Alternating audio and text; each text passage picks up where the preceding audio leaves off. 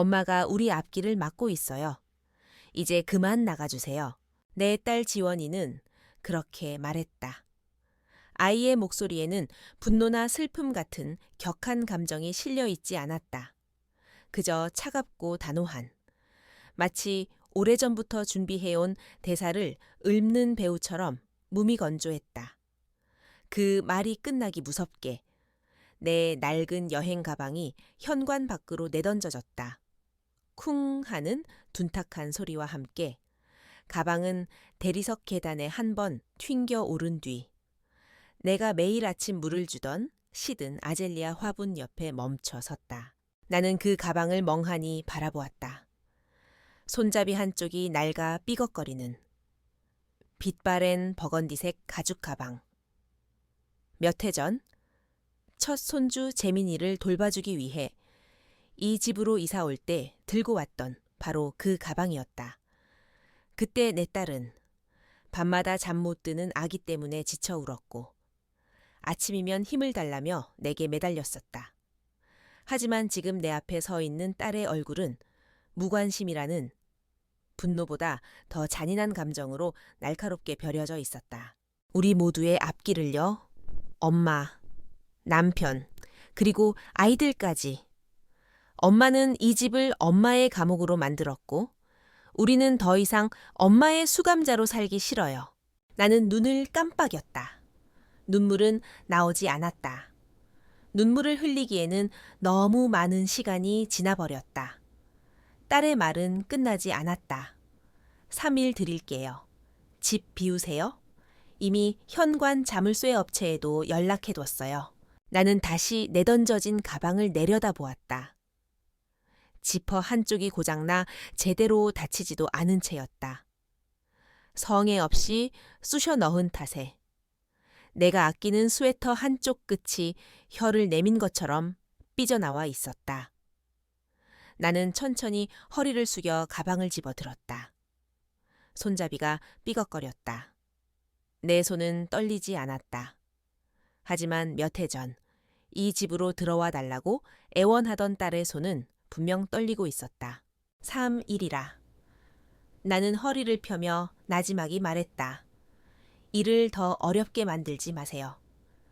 딸의 목소리는 칼날 같았다. 누구에게 더 어렵다는 말이니?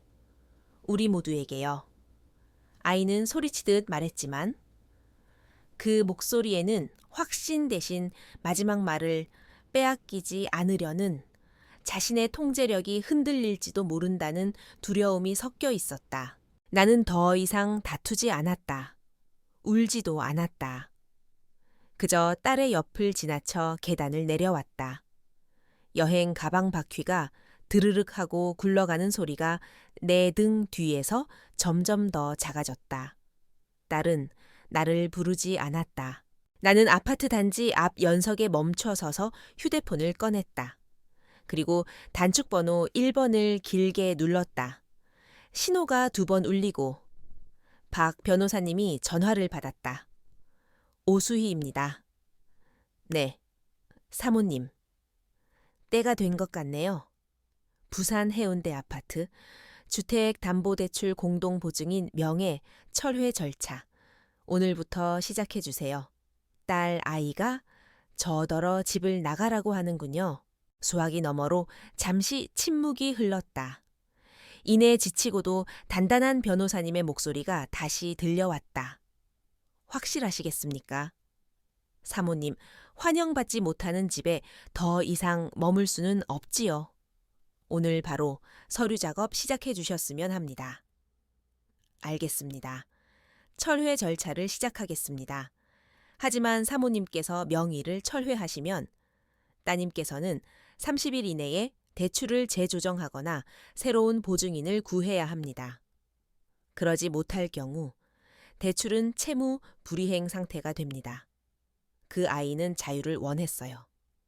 나는 멀리 보이는 바다를 보며 말했다.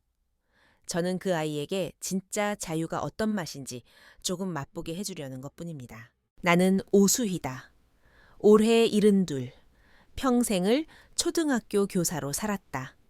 아이들의 작은 손을 잡고 글자를 가르치고 덧셈과 뺄셈을 알려주며 한평생을 보냈다.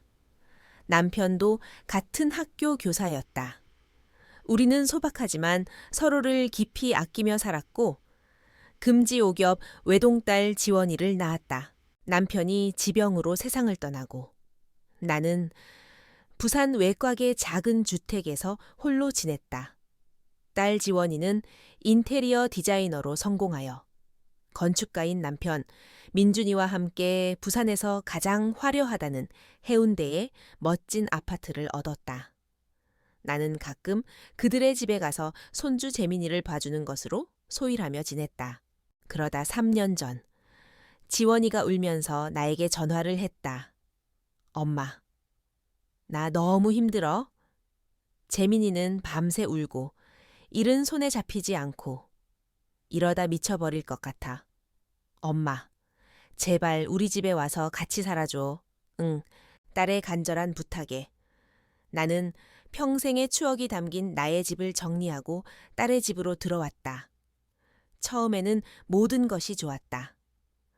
손주 재민이는 내 삶의 새로운 기쁨이었고 나는 아이를 돌보며 남편을 잃은 슬픔을 이겨낼 수 있었다. 나는 딸 내외가 일에 집중할 수 있도록 집안 살림을 도맡았다.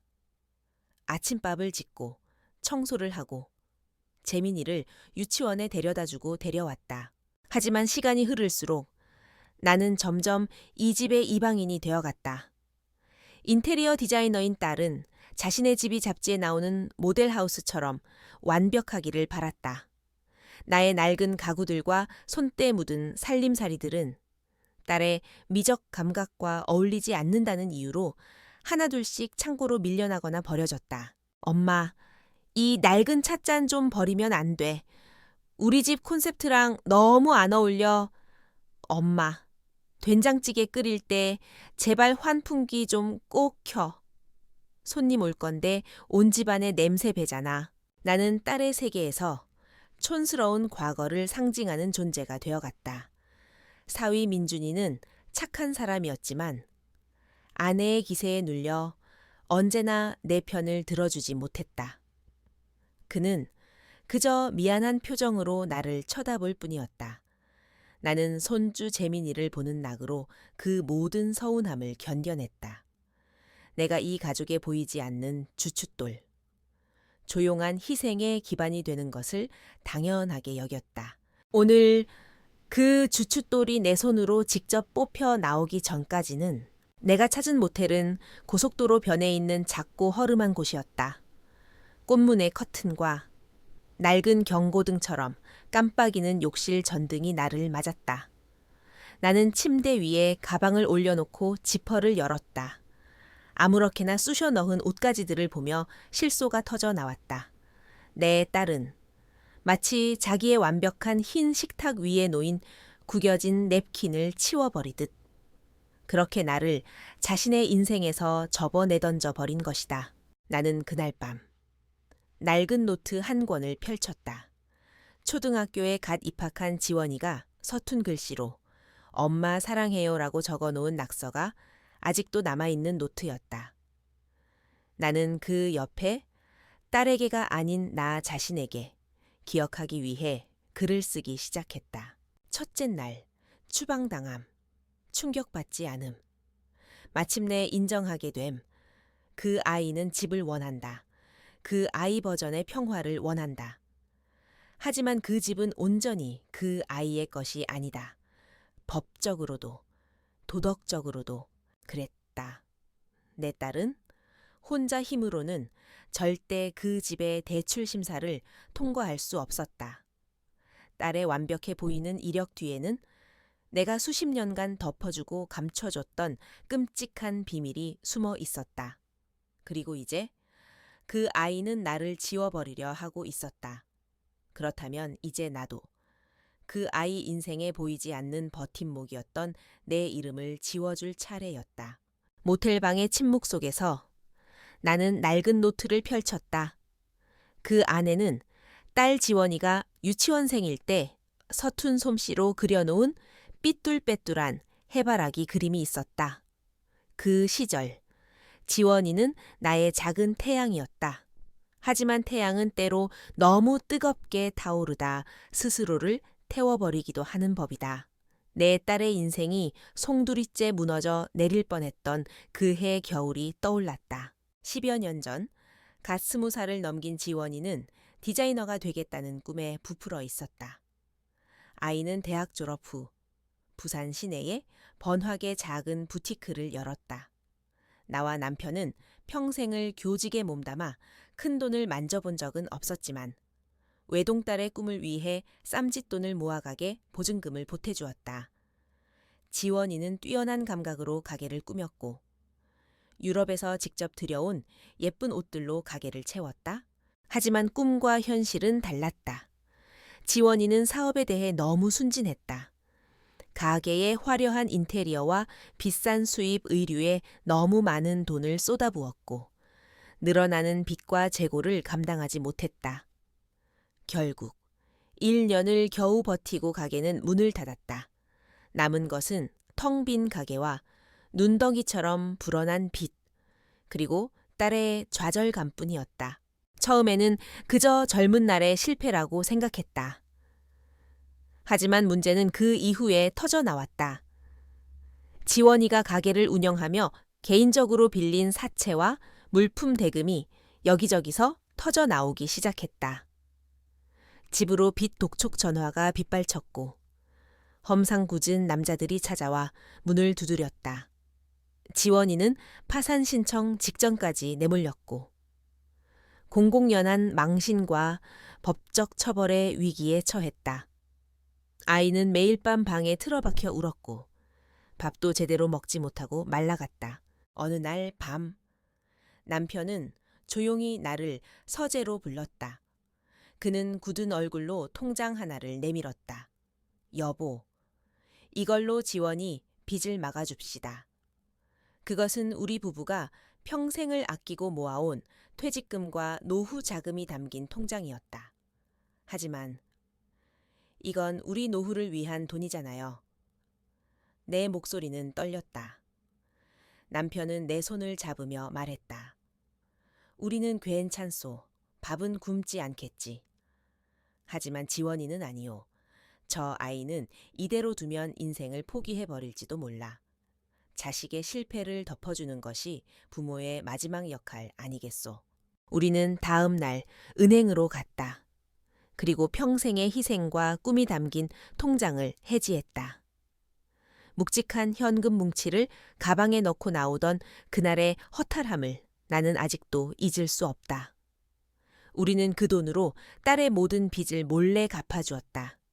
그리고 지원이에게는 옛 은사님이 딱한 사정을 듣고 아무 조건 없이 도와주셨다고 거짓말을 했다.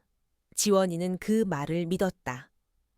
아이는 굴욕적인 상황에서 벗어났다는 안도감에 돈의 출처를 깊이 파고들지 않았다. 그 일 이후 지원이는 패션 디자이너의 꿈을 접었다. 아이는 자신의 실패를 깊이 수치스러워했고 그 기억에서 벗어나고 싶어 했다. 아이는 다시 학교로 돌아가 인테리어 디자인을 공부했다. 그리고 이전보다 훨씬 더 악착같이 완벽한 성공을 향해 달려갔다. 마치 과거의 실패를 지워버리려는 듯이 시간이 흘러 지원이는 실력 있는 인테리어 디자이너가 되었고 능력 있는 건축가인 민준이를 만나 결혼했다. 남편이 세상을 떠나고 몇 년 뒤 지원이는 해운대의 바다가 보이는 최고급 아파트를 사고 싶어 했다.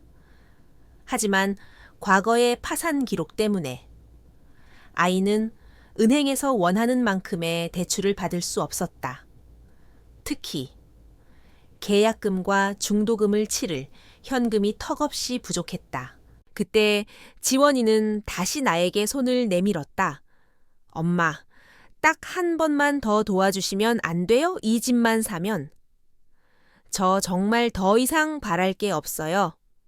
엄마 편하게 모시고 재민이도 좋은 환경에서 키울 수 있고요. 나는 거절할 수 없었다. 나는 남편이 남긴 유산과 내가 살던 집을 판 돈의 일부를 딸에게 내어주기로 결심했다. 하지만 그때 남편의 오랜 친구였던 박 변호사님이 나에게 조언을 했다. 사모님, 그냥 주시면 안 됩니다. 아무리 자식이라도.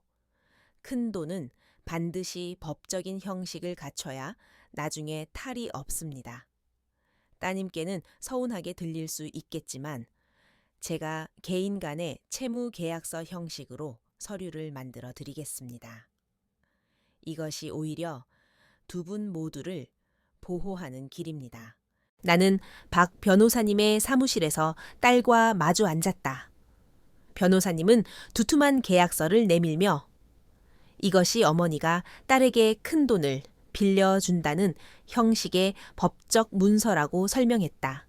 지원 씨, 이 서류는 형식적인 절차일 뿐입니다. 어머님께서 이 돈을 다시 돌려받으실 생각은 없으실 겁니다. 다만 법적으로 명확히 해두는 것이 좋을 것 같아 준비했습니다. 지원이는 계약서를 건성으로 훑어보았다. 아이의 모든 신경은 오직 꿈에 그리던 새 집을 계약할 수 있다는 사실에만 쏠려 있었다. 네, 알겠어요. 복잡하네요. 어디에 서명하면 되죠? 아이는 서류의 세부 조항들을 제대로 읽어보지도 않고 마지막 장에 서둘러 자신의 이름을 적었다. 나는 그 모습을 보며 마음 한구석이 아려왔다. 아이는 깨닫지 못하고 있었다. 그 계약서에 아주 작은 글씨로 적힌 눈에 띄지 않는 조항 하나를 본 계약의 채무는 채권자 오수희가 채무자 이지원의 주 거주지에서 퇴거를 강요당할 경우 즉시 만기가 도래하며 채무자는 통보일로부터 30일 이내에 원금 전액을 채권자에게 변제해야 한다. 나는 그 조항이 현실이 되는 날이 오리라고는 상상조차 하지 않았다. 그것은 혹시 모를 만일의 사태를 대비한 변호사님의 노파심에서 나온 안전장치일 뿐이라고 생각했다.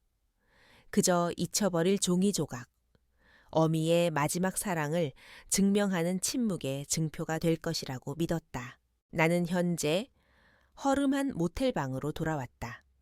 나는 가방 깊숙한 곳에서 그때 그 계약서 사본을 꺼냈다. 종이는 세월의 흔적으로 조금 발해 있었지만 그 위의 내용은 여전히 서늘하고 명확했다. 나는 딸의 서명을 손끝으로 가만히 쓸어보았다. 이 종이 한 장은 내 딸의 화려한 삶을 떠받치고 있던 보이지 않는 거대한 주춧돌이었다. 나는 그 주춧돌을 세우기 위해 내 인생의 모든 것을 바쳤다.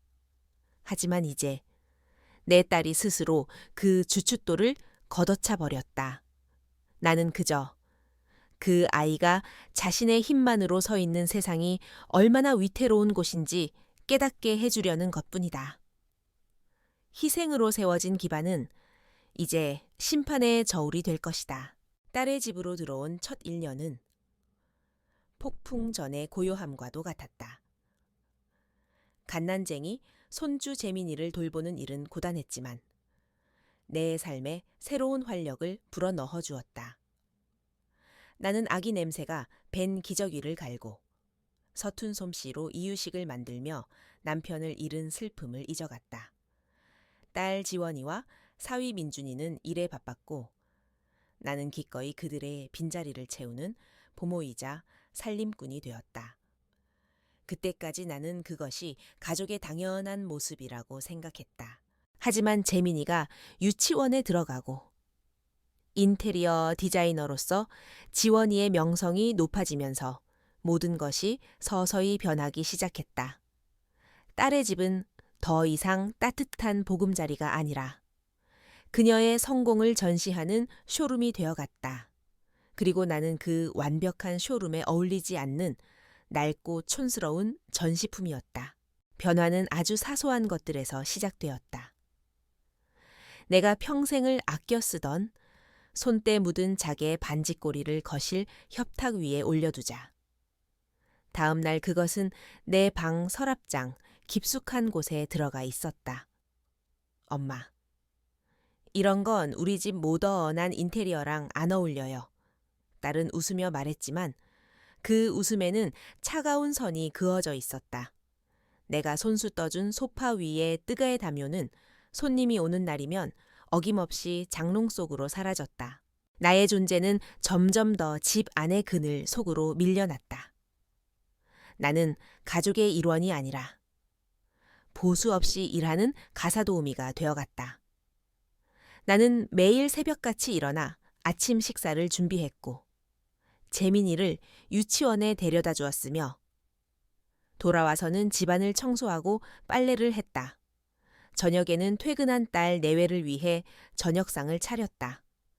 하지만 그들의 입에서 고맙습니다라는 말은 점점 더 듣기 힘들어졌다.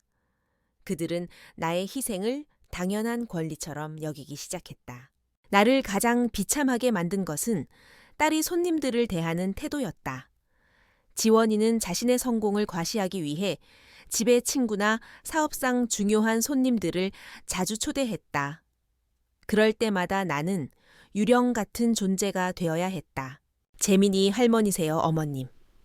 좋으시겠어요? 손님 중 한 명이 낭낭한 목소리로 물었을 때 지원이는 당황한 기색이 역력한 얼굴로 내 말을 가로챘다.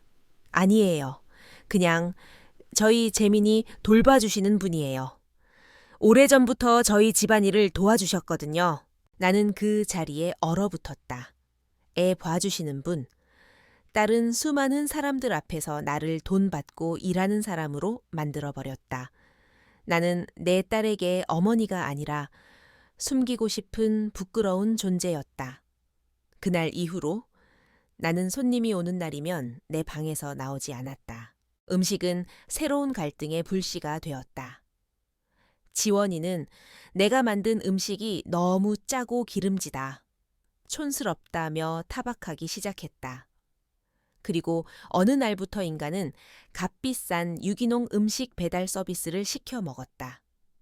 식탁에는 내가 모르는 이름의 샐러드와 스테이크가 올랐고 내가 정성껏 끓인 된장찌개는 설거지통으로 직행했다. 나는 부엌에서 내 자리를 잃었고 나의 손맛은 구시대의 유물이 되었다. 사위 민준이는 이 모든 상황을 불편해했지만 결코 아내의 뜻을 거스르지 못했다. 그는 가끔씩 모두가 잠든 밤 내 방으로 몰래 찾아와 미안하다고 사과했다. 장모님, 죄송합니다. 지원이가 요즘 일이 많아서 너무 예민해서 그래요. 제가 나중에 잘 말해볼게요. 하지만 그의 나중은 결코 오지 않았다. 그의 사과는 나를 위로하기 위한 것이 아니라 아내의 악행에 동조하는 자신의 죄책감을 덜기 위한 비겁한 변명일 뿐이었다. 그의 침묵은 지원이의 잔인한 만큼이나 내 가슴에 깊은 상처를 남겼다. 이 숨 막히는 집에서 나의 유일한 숨구멍은 손주 재민이었다. 아이는 세상에서 유일하게 나를 편견 없이 사랑해 주었다. 우리는 함께 그림을 그리고 옛날 이야기를 나누며 우리만의 세계를 만들었다. 하지만 지원이는 그 관계마저도 질투하고 통제하려 들었다. 엄마, 재민이한테 자꾸 이상한 옛날 이야기 좀 그만해주세요. 애 교육에 안 좋아요. 차라리 이 아이패드로 영어 교육 프로그램 보여주세요. 재민아, 할머니랑 그만 놀고 영어 학원 갈 시간이야. 딸은 재민이의 세계에서 나의 영향력을 지워버리려 애썼다.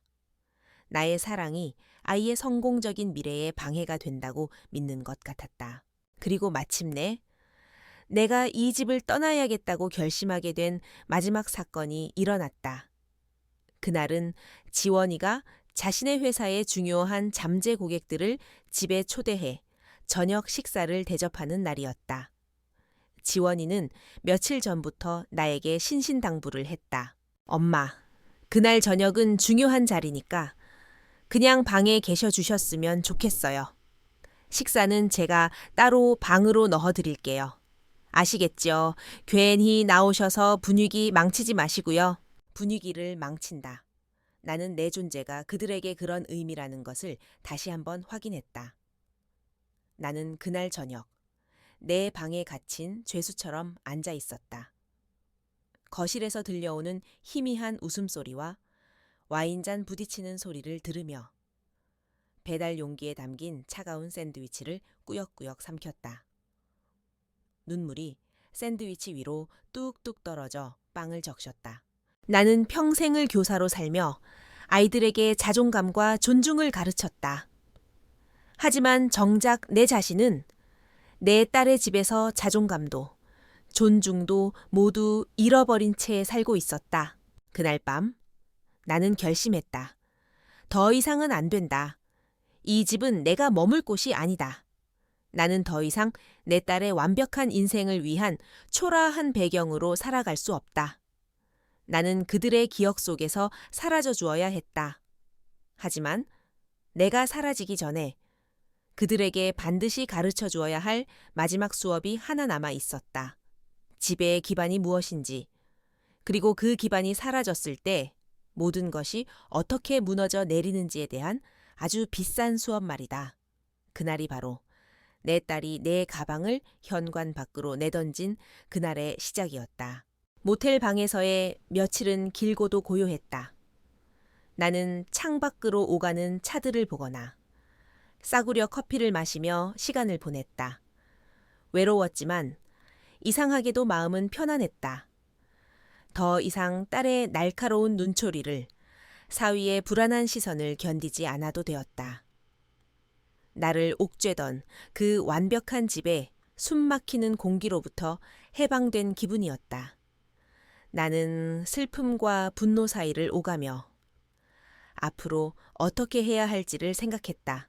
그러던 어느 날 오후 옛 동료 교사였던 친구에게서 메시지 한 통이 왔다. 수희 씨. 잘 지내 지원이 SNS를 보니 집들이 파티를 아주 근사하게 했던데 집이 참 예쁘더라. 근데 사진에 왜 수희 씨는 안 보여? 어디 편찮은 건 아니지. 나는 심장이 쿵 하고 내려앉는 것을 느꼈다. 집들이 파티 나는 떨리는 손으로 친구가 보내준 지원이의 SNS 주소를 눌렀다.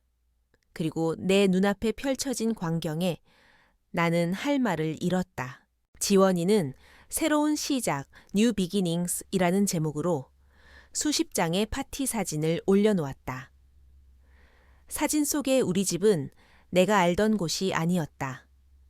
집안은 화려한 꽃과 풍선으로 장식되어 있었고 낯선 사람들이 샴페인 잔을 부딪히며 환하게 웃고 있었다. 지원이는 그 중심에서 세상에서 가장 행복한 여주인공처럼 빛나고 있었다. 나는 심호흡을 하고 사진 밑에 달린 댓글들을 읽어 내려갔다. 그것들은 내 심장을 향해 날아드는 비수와도 같았다. 지원아, 드디어 자유를 찾았구나. 경계선을 확실히 그은 너의 용기를 응원해. 이제야 진짜 네 집 같네. 눈치 볼 사람 없으니 얼마나 좋아. 독한 기운 다 빠져나가서 그런지 얼굴이 폈다. 폈어. 너무 예뻐. 그들은 모두 알고 있었다. 내가 쫓겨났다는 사실을. 그리고 그들은 내 딸의 행동을 용기 있는 결단이라며 칭송하고 있었다. 나를 독한 기운이라고, 없어져야 할 존재라고 말하고 있었다. 그리고 마침내 내 숨을 멎게 한 마지막 한마디를 발견했다. 지원이의 친구 중 한 명이 집이 훨씬 넓어 보이고 세련돼졌어 라고 댓글을 달자 지원이가 직접 답글을 남겼다. 오래된 것을 버려야 아름다운 것을 위한 공간이 생기니까. 오래된 것, 딸에게 나는 그런 존재였다. 아름다운 공간을 위해 버려져야 할 낡고 추한 물건. 그 뒤에 붙은 윙크하는 이모티콘은 내 마지막 남은 존엄성마저 비웃는 듯했다. 나는 휴대폰 화면을 껐다. 온몸이 차갑게 식어갔다. 이것은 더 이상 가족 간의 사소한 다툼이 아니었다. 내 딸은 공개적으로 나를 모욕하고 자신의 잔인한 행동을 정당화했으며 나의 존재 자체를 부정했다. 딸의 마음속에 죄책감이나 미안함은 한 조각도 남아있지 않았다. 오직 해방감과 안도감만이 가득할 뿐이었다. 나는 오랫동안 자리에 앉아 있었다. 교사로서 평생을 아이들에게 존중과 예의, 그리고 가족의 소중함을 가르쳤다. 하지만 정작 내 딸은 그 모든 가르침을 비웃는 괴물이 되어 있었다. 내가 무엇을 잘못 가르쳤을까? 어디서부터 잘못된 것일까? 수많은 생각이 머릿속을 스쳐 지나갔다. 하지만 지금은 자책하고 있을 때가 아니었다. 딸이 공개적으로 나를 버렸다면 나 또한 공개적으로 내 권리를 찾아야 했다. 딸이 나 없이도 완벽하게 아름다운 공간을 만들 수 있다고 믿는다면 그 공간의 기반이 얼마나 허약한 것이었는지 직접 깨닫게 해주어야 했다. 나는 자리에서 일어나 주머니에서 휴대폰을 꺼냈다. 그리고 단축번호 1번을 다시 길게 눌렀다. 박 변호사입니다. 네, 변호사님. 저 오수희입니다. 내 목소리는 놀랍도록 차분했다. 더 이상 떨리지 않았다. 지난번에 말씀드렸던 절차. 망설일 이유가 사라졌습니다. 내일 당장 공식적으로 내용 증명을 발송해 주십시오. 수화기 너머에서 박 변호사님이 조용히 대답했다. 알겠습니다. 사모님, 그렇게 진행하겠습니다. 나는 전화를 끊었다. 창밖으로 모텔의 낡은 넌사인이 깜빡이고 있었다. 지원이가 그토록 원했던 새로운 시작. 그래, 이제 정말로 새로운 시작을 하게 될 것이다. 내가 만들어준 거짓된 기반이 아니라 오직 자기 자신의 힘으로 모든 것을 책임져야 하는 진짜 어른으로서의 새로운 시작을. 내 딸이 연 파티는 자유를 위한 축제가 아니었다. 그것은 자신의 파멸을 자축하는 어리석은 잔치였다. 그리고 이제 그 잔치상 위로 아주 비싼 청구서가 배달될 차례였다. 내가 변호사에게 전화를 한 다음 날, 법률사무소의 이름으로 된 두툼한 내용 증명 우편물이 부산 해운대를 향해 발송되었다. 그것은 내 조용한 전쟁의 시작을 알리는 포성이었다. 나는 모텔 방에 앉아 그 포탄이 적진에 떨어지기까지의 시간을 조용히 기다렸다. 그 시간, 딸 지원이는 아마 완벽한 자유를 만끽하고 있었을 것이다. 눈엣가시 같던 늙은 엄마는 사라졌고 집은 온전히 그녀의 취향과 감각으로 채워진 멋진 쇼룸이 되었다. 그녀는 SNS에 새로 산 디자이너의 의자와 이탈리아제 조명을 자랑하는 사진을 올렸을지도 모른다. 남편과 아들과 함께 고급 레스토랑에서 저녁을 먹으며 마침내 되찾은 평화에 대해 이야기했을지도 모른다. 그녀는 자신의 발밑이 꺼져가고 있다는 사실을 꿈에도 모른 채 위태로운 얼음 위에서 춤을 추고 있었다. 내용 증명은 정확히 이틀 뒤 딸의 손에 도착했다. 처음 지원이는 그것을 대수롭지 않게 여겼을 것이다. 흔한 광고 우편물이거나 잘못 배달된 등기라고 생각했을지도 모른다. 하지만 법률사무소의 인장이 찍힌 봉투를 뜯는 순간 그녀의 완벽했던 세계에 첫 번째 균열이 생기기 시작했다. 편지의 내용은 차갑고 간결했다. 채무 변제 최고서. 채권자 오수희 채무자 이지원. 상기 채권자는 채무자에게 N년 애널 닐. 부산관격시 해운대구 소재 아파트 매입을 위한 계약금 및 중도금 명목으로 금 N억 원을 대여하였으며 이는 쌍방이 서명한 개인 간의 채무계약서 전회에 근거합니다. 계약서 제7조 3항 채권자가 채무자의 주 거주지에서 퇴거를 강요당하는 등 채권자의 거주권이 침해당할 경우 본 채무는 즉시 만기가 도래한다에 의거 채무자의 계약 위반 사실이 발생하였음을 통보하는 바입니다. 이에 채권자는 채무자에게 대여 원금 전액의 즉시 변제를 최고하는 바이며 본 최고서 수령일로부터 30일 이내에 변제가 이루어지지 않을 시 계약서에 명시된 바에 따라 담보물인 상기 아파트에 대한 가압류 및 강제 경매 절차를 포함한 모든 법적 조치를 취할 것임을 고지합니다. 지원인은 아마 편지를 몇 번이고 다시 읽었을 것이다. 자신의 눈을 의심했을 것이다. 대여, 채무, 계약 위반, 강제 경매, 그녀의 아름다운 인생과는 아무런 관련이 없던 단어들이 검고 딱딱한 활자가 되어 그녀를 공격하고 있었다. 그녀는 어렴풋이 기억해냈을 것이다. 몇 년 전 변호사 사무실에서 귀찮다는 듯 서명했던 그 두꺼운 서류 뭉치를 단순한 증여 절차라고, 형식적인 요식 행위라고 믿었던 그 계약서의 진짜 의미를 딸의 첫 반응은 아마도 분노와 조소였을 것이다. 엄마가 설마 이건 그냥 겁주려는 거야. 늙은이가 노망이 났나 봐.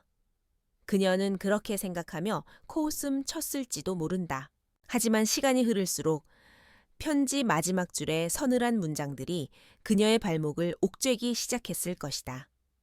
그녀는 당장 남편 민준이에게 전화를 걸었을 것이다. 사위 역시 모든 사실을 처음 듣고는 충격에 빠졌을 것이다. 그게 무슨 소리야? 여보, 장모님이 주신 돈이 그냥 준 게 아니라 빌려준 거라고. 그런 계약서에 당신이 서명을 했다고. 나도 몰랐어. 그냥 형식적인 거라고 했단 말이야. 노인네가 우리한테 함정을 판 거야. 그들의 집에서는 처음으로 큰 소리가 오갔을 것이다. 민준이는 아내의 어리석음을, 그리고 이 모든 사태의 원인이 된 그녀의 잔인함을 비난했을 것이다. 지원이는 남편의 비난에 맞서며 모든 것이 나 때문이라고 소리쳤을 것이다. 그들의 완벽했던 가정에도 첫 번째 균열이 생기기 시작했다. 정신을 차린 지원이는 이 문제를 해결하기 위해 분주하게 움직였을 것이다.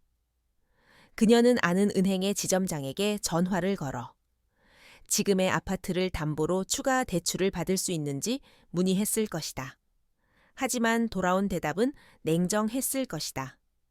과거의 사업 실패로 인한 그녀의 신용 등급으로는 이미 있는 주택담보대출 외에 단 한 푼의 추가 대출도 불가능하다는 것을 그녀는 다른 은행, 또 다른 금융기관에 전화를 돌렸을 것이다.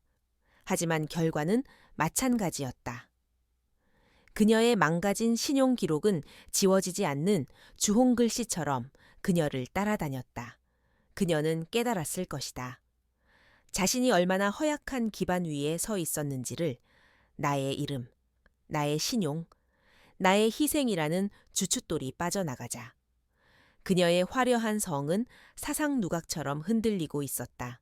자신감은 공포로 변해갔다. 이 집을 잃을 수도 있다는, 자신이 그토록 경멸했던 과거의 가난으로 돌아갈 수도 있다는 끔찍한 공포가 그녀를 덮쳤을 것이다.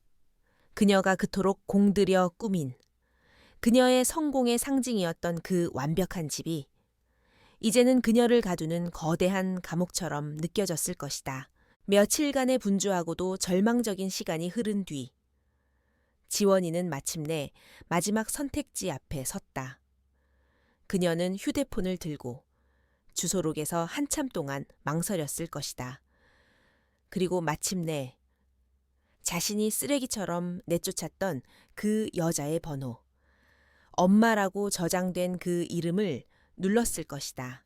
자신이 내쫓은 그 늙고 힘없는 여자가 이제 자신의 운명을 쥐고 있는 유일한 열쇠라는 사실을 그녀는 인정해야만 했다.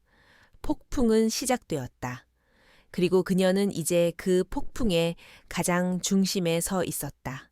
모텔방의 낡은 전화기가 벨을 울렸을 때 나는 창밖을 보고 있었다. 전화벨은 마치 비상 사이렌처럼 나의 고요한 시간을 찢어놓았다. 나는 그것이 딸의 전화라는 것을 알 수 있었다. 몇 번의 벨이 더 울리도록 내버려 둔 뒤 나는 천천히 수화기를 들었다. 여보세요? 엄마 지금 이게 무슨 짓이야? 수화기 너머로 지원이의 날카로운 비명이 터져 나왔다. 분노와 당혹감, 그리고 믿을 수 없다는 배신감이 뒤섞인 목소리였다. 어떻게 나한테 이럴 수가 있어. 내 인생을 망치려고 작정한 거야. 이건 사기야, 협박이라고. 나는 딸의 분노를 잠잠히 들었다. 마치 먼 나라의 이야기. 나와는 상관없는 남의 집 싸움을 듣는 기분이었다. 딸의 분노가 한 차례 폭풍처럼 지나간 뒤 나는 조용히 입을 열었다. 내 목소리는 파도 하나 없는 겨울 바다처럼 차분했다. 나는 아무것도 하지 않았다. 지원아. 나는 그저 법적으로 나의 것인 권리를 되찾으려는 것뿐이다. 네가 서명한 계약서는 아주 명확하게 쓰여 있단다. 나의 침착한 반응에 지원이는 더욱 격분했다. 아니, 어쩌면 당황했는지도 모른다. 아이는 내가 울며 매달리거나 함께 소리치며 싸울 것이라고 예상했을 것이다. 하지만 나는 그녀가 아는 예전의 엄마가 아니었다. 계약서 그깟 종이 쪼가리가 뭐가 중요해. 우리가 가족인데 엄마 딸이잖아, 가족이라. 나를 쓰레기처럼 내쫓을 때는 가족이 아니었니? 내 한마디에 지원이는 말을 잇지 못했다. 분노가 통하지 않는다는 것을 깨닫자. 아이는 곧바로 전술을 바꿨다. 목소리는 금세 눈물에 젖어 애원으로 변했다. 엄마, 제발 내가 잘못했어. 내가 스트레스가 너무 심해서 그랬어. 제발 이 편지 좀 취소해줘. 우리 다시 얘기하자. 엄마, 다시 집으로 돌아와도 돼. 내가 다 잘할게. 나는 헛웃음이 나왔다. 아이는 아직도 문제의 본질을 파악하지 못하고 있었다. 내가 원하는 것이 고작 그 집으로 다시 돌아가는 것이라고 믿고 있었다. 지원아, 나는 아이의 말을 잘랐다. 이건 더 이상 그 집에 관한 문제가 아니란다. 이건 기반에 관한 문제야. 나는 잠시 숨을 골랐다. 그리고 내 마음속 가장 깊은 곳에 지난 10여 년간 단 한 번도 꺼내지 않았던 이야기를 시작했다. 너는 기억하지 못하겠지. 네가 22살 때 네 패션 가게가 망하고 사채업자들이 집으로 찾아왔던 그날을 네가 방에 틀어박혀 죽겠다고 울부짖던 그 밤을 너는 네 인생이 끝났다고 생각했지. 수화기 너머로 지원이의 숨소리만 들려왔다. 그때 너의 빚을 갚아준 돈이 어디서 나왔는지, 아니 너는 아빠의 옛 은사님이 도와주셨다고 알고 있지. 하지만 그건 거짓말이었단다. 그 돈은 네 아버지와 내가 평생을 교단에서 일하며 모은 우리의 노후 자금, 우리의 전 재산이었단다. 길고 무거운 침묵이 흘렀다. 지원이가 그 사실을 소화하기 위해 애쓰는 소리가 들리는 듯했다. 우리는 늙은 우리의 미래를 전부 너에게 주었단다. 네가 다시 일어설 수 있도록, 네가 새로운 기반을 닦을 수 있도록 우리는 그 사실을 평생 비밀로 하려고 했다. 네 자존심을 지켜주기 위해서. 그런데 너는 우리가 목숨처럼 지켜주려 했던 바로 그 자존심으로 너를 일으켜 세운 기반이었던 이 어미를 짓밟고 내쫓았다. 나는 창밖을 보았다. 모텔 주차장에 가로등 불빛이 희미하게 빛나고 있었다. 너는 나 없이 새로운 시작을 하고 싶어 했지. 지원아, 나는 그저 네 소원을 들어주려는 것뿐이다. 집은 기반 위에 세워지는 것이란다. 너는 가족이라는 기반을 스스로 무너뜨렸다. 그러니 이제 네가 그토록 원했던 그 화려한 집을 너 혼자만의 힘으로 지탱하는 법을 배워야 할 게다.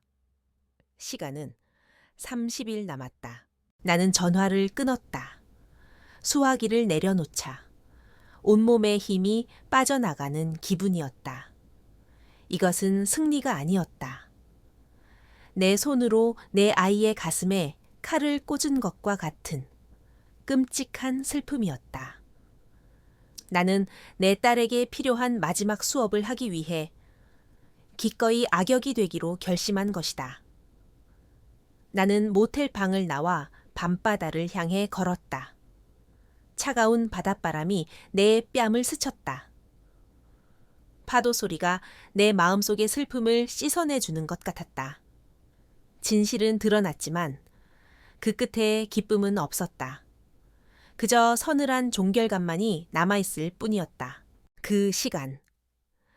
지원이는 아마 수화기를 든 채 그 자리에 주저앉아 있었을 것이다. 어머니의 희생에 대한 진실, 자신이 잊고 싶었던 과거의 빚이, 사실은 부모님의 평생이었다는 그 끔찍한 진실과 마주하고 있었을 것이다. 아이는 자신이 그토록 자랑스러워했던, 자신의 감각으로 완벽하게 꾸며낸 그 아름다운 집을 둘러보았을 것이다. 하지만 이제 그 집은 더 이상 성공의 상징이 아니었다. 자신의 이기심과 무지, 그리고 배은망덕함으로 세워진 거짓의 기념비처럼 보였을 것이다. 그녀의 발밑에서 그녀가 서 있던 세상의 기반이 통째로 흔들리고 있었다. 31의 시간은 지원이에게 악몽과도 같았을 것이다. 딸은 자신을 짓누르는 채무의 무게에서 벗어나기 위해 필사적으로 발버둥 쳤다. 자신의 자유 파티에 와서 샴페인을 터뜨리던 친구들에게 돈을 빌리려 했지만 모두가 이리저리 핑계를 대며 거절했다. 그녀의 화려했던 인맥은 모래성처럼 허무하게 무너져 내렸다. 그녀는 집안의 비싼 가구와 명품 가방들을 헐값에 팔아치우기 시작했다. 그녀가 그토록 자랑스러워했던, 그녀의 성공을 증명하던 물건들이 헐값에 팔려나가는 모습은 그녀의 자존심이 조각나는 과정과도 같았을 것이다. 집안의 분위기는 날마다 살얼음판 위를 걷는 듯했다. 사위 민준이는 더 이상 수동적인 남편이 아니었다. 그는 겁에 질려 있었고 분노에 차 있었다. 이게 다 당신 때문이야. 당신의 그 오만함과 잔인함 때문에 우리 가족이 전부 길바닥에 나앉게 생겼다고, 내 탓이라고. 당신은 뭐 했는데 당신 엄마가 우리한테 함정을 파는 동안. 당신은 옆에서 구경만 했잖아. 그들의 완벽했던 결혼 생활은 비난과 책임 전가로 얼룩져갔다. 건축가인 남편은 인테리어 디자이너인 아내가 자신들의 집의 가장 중요한 기반을 스스로 무너뜨렸다는 끔찍한 아이러니와 마주해야 했다. 마침내 운명의 30일이 지났다. 박 변호사님은 약속대로 법적 절차를 진행했다. 어느 날 오후 법원에서 나온 집행관들이 지원이의 집을 찾아왔다. 그리고 현관문 위에 모든 이웃이 볼 수 있도록 붉은색 글씨가 선명한 차 앞 통지서를 붙였다. 빨간 딱지. 그것은 사회적 사망 선고나 다름없었다. 완벽함을 연기하던 그들의 삶에 지울 수 없는 실패의 낙인이 찍히는 순간이었다. 그날 밤 민준이는 지원이에게 최후 통첩을 했다. 우리 이혼해. 그의 목소리는 얼음장처럼 차가웠다. 당신은 아내로서도 며느리로서도 그리고 재민이 엄마로서도 자격이 없어. 당신의 욕심이 우리 모두를 망쳤어. 재민이는 내가 키우겠어. 당신 같은 무책임하고 불안정한 사람에게 아이를 맡길 수는 없으니까 자신이 사랑하는 유일한 존재, 아들 재민이마저 빼앗길 수 있다는 위협. 그것은 지원이에게 내리쳐진 마지막 결정타였다. 집, 남편, 그리고 아들까지 그녀가 가졌던 모든 것을 잃게 될 위기에 처한 것이다. 그녀가 그토록 원했던 자유의 대가는 상상 이상으로 끔찍했다. 그것은 모든 것을 잃어버린 완전한 고독이었다. 나는 이 모든 상황을 멀리서 박 변호사님을 통해 전해 들었다. 내 마음은 무겁게 가라앉았다. 나는 복수를 원한 것이 아니었다. 나는 단지 내 딸이 깨닫기를 바랐을 뿐이다. 하지만 그 깨달음의 과정이 내 어린 손주에게까지 상처를 주는 것을 원하지는 않았다. 나는 다시 한번 결단을 내려야 했다. 나는 박 변호사님과 상의하여 법원에 재민이에 대한 임시 후견인 지정 신청서를 제출했다. 이유는 간단하고도 명백했다. 부모가 현재 극심한 갈등 상태에 있으며 곧 거주지를 잃게 될 예정이므로 미성년자인 아이의 안정적인 양육 환경이 심각하게 위협받고 있다는 것이었다. 나는 내 손주를 빼앗으려는 것이 아니었다. 그저 내 딸이 일으킨 폭풍 속에서 아이를 안전한 항구로 잠시 피신시키려는 것이었다. 법원은 나의 신청을 받아들였다. 며칠 뒤 나는 법원의 허가서를 들고 아들 내외의 집으로 향했다. 1년 만에 다시 찾은 그곳은 예전의 화려함을 잃고 다툼과 절망의 기운만이 가득했다. 거실에는 짐들이 어지럽게 널려 있었고 지원이는 넋이 나간 사람처럼 소파에 앉아 있었다. 내가 온 것을 보고도 그녀는 아무런 반응도 보이지 않았다. 나는 조용히 재민이의 방으로 들어갔다. 아이는 잔뜩 겁에 질린 얼굴로 자신의 작은 침대에 웅크리고 앉아 있었다. 재민아, 할머니 왔다. 내 목소리에 아이는 고개를 들었다. 그리고 와락 내 품에 안겨 울음을 터뜨렸다. 할머니, 무서워요. 아빠랑 엄마가 매일 싸워요. 나는 아이의 작은 등을 가만히 토닥여 주었다. 괜찮아. 아가, 이제 괜찮을 거야. 잠시 할머니랑 같이 가자. 아주 조용하고 파도 소리가 들리는 예쁜 곳으로. 나는 재민이의 손을 잡고 방을 나왔다. 지원이는 여전히 텅 빈 눈으로 우리를 바라보고 있었다. 그녀는 저항하지 않았다. 자신의 어머니에게서 아들을 떼어놓으려 했던 그녀는 이제 자신의 아들이 스스로를 지키기 위해 떠나는 것을 속수무책으로 바라볼 수밖에 없었다. 내가 재민이의 손을 잡고 현관문을 나서는 순간 지원이가 나지막이 나를 불렀다. 엄마. 나는 잠시 멈춰 섰지만 뒤돌아보지는 않았다. 이게 엄마가 원했던 결말이에요.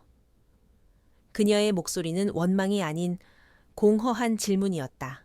나는 조용히 대답했다.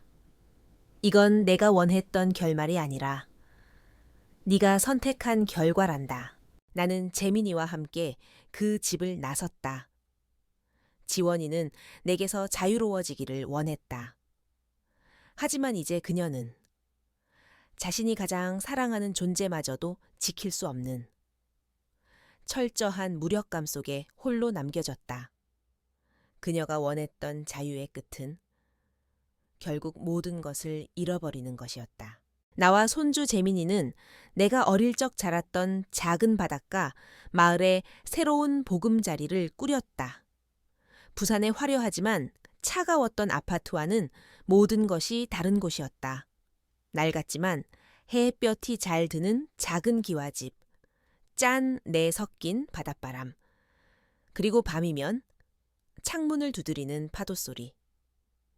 우리는 그곳에서 조용하고 평화로운 일상을 시작했다. 나는 재민이의 할머니이자 다시 선생님이 되었다. 나는 아이에게 모래사장에 글씨 쓰는 법을 가르쳤고 갯벌에서 조개를 캐는 법을 알려주었다. 우리는 함께 텃밭에 작은 채소를 심고 저녁이면 마루에 앉아 하늘의 별을 보며 이야기를 나눴다.